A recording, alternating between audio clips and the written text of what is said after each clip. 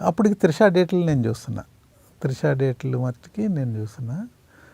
త్రిషకి అప్పుడు దాకా Trisha heroine oriented cinema చేయలేదు. అవును, చేయకపోతే నేను మాటల సందర్భంలో చేయొచ్చు కదా ఒకటి అని అంటే హర్రర్ చేస్తావు. అప్పటికి మార్కెట్ తగ్గినట్టుంది కదా త్రిషకి. త్రిషకి మార్కెట్ తగ్గింది కానీ మన బాలకృష్ణ సినిమా ఉన్నాయి కానీ లైన్ ఉన్నాయి కానీ ఓకే పర్వాలేదు. అంటే హర్రర్ వర్కౌట్ అవుతుంది, ఆ అమ్మాయి హీరోయిన్ ఓరియంటెడ్ అని ఒకటి చేసి హర్రర్ కథలు. ఆ అమ్మాయి ఫస్ట్ హర్రర్ చేయనంది. అంటే థ్రిల్లర్ సబ్జెక్ట్స్ చాలా చెప్పించాం.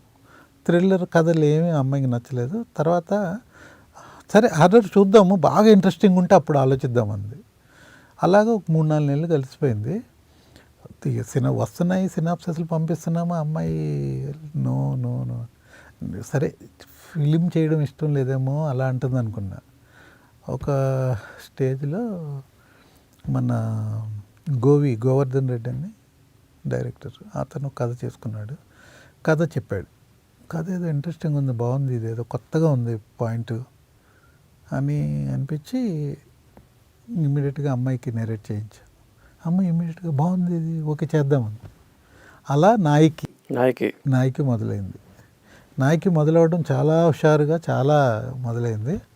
తర్వాత కష్టాలు మొదలైనవి. మధ్యలోనే కష్టాలు మొదలైనవి. సంపాదన ఎత్తుకెళ్ళి పెట్టారు అప్పుడు మొత్తం. అసలు పట్టుకెళ్ళి నేను సేఫ్ గేమే ఆడాను భయ.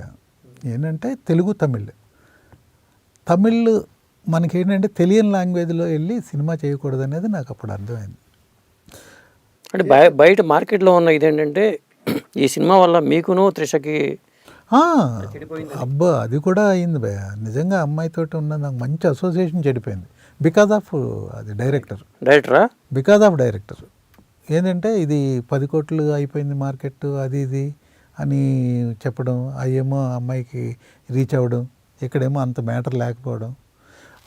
అతను డైరెక్టర్ ఏదో ఒక్కడనే కాదు. అంటే రెమ్యునరేషన్ పరంగా తేడా వచ్చిందా? రెమ్యునరేషన్ ఏంటంటే ఫస్ట్ ఒకటి అనుకున్నాము, తమిళ్ శాటిలైట్ ఇద్దామనుకున్నాము. లేదు నువ్వు ఇంకా ఇంత బిజినెస్ అవుతుంటే ₹1 కోటి అన్నీ ఇవ్వకపోతే ఎలా?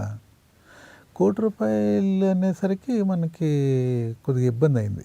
ఎలా అంటే ఇక్కడ ఎలా అంటే భయ మన సినిమా ఫేట్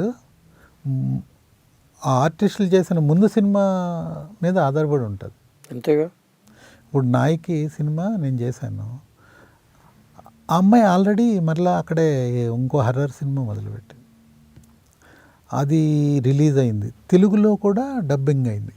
డబ్బింగ్ అయ్యి స్ట్రైట్ సినిమా రేంజ్లో పబ్లిసిటీ చేసి అమ్మాడు, అది ఫ్లాప్ అయింది. అంతే, నా సినిమాకి అది ఎఫెక్ట్ కొట్టింది. అలాగే తమిళ్ కూడా తమిళ్ సైమిల్టేనియస్గా రిలీజ్ చేయాలి ఆ సినిమా, అది అవ్వలేదు.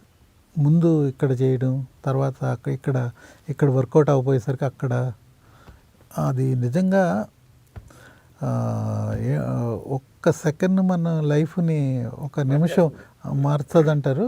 అలాగా ఈ సినిమా చేయాలనుకున్న డిసిషన్ నా లైఫ్ని మార్చేసింది.